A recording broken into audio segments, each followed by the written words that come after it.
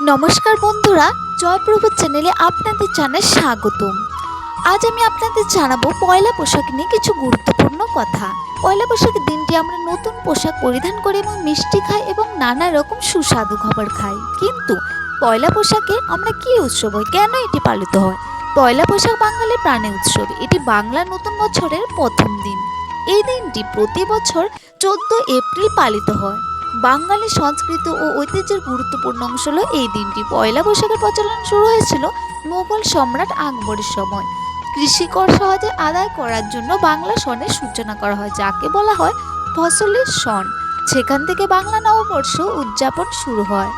ব্যবসায়ীরা পুরনো বছরে হিসাব বন্ধ করে নতুন হিসাবের খাতা খোলেন।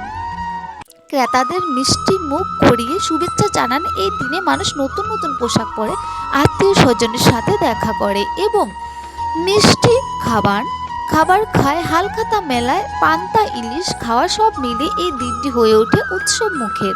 শহর ও গ্রামে নানা আয়োজন হয়। পয়লা বৈশাখ আমাদের ঐক্য সংস্কৃতি শিক্ষা দেয়।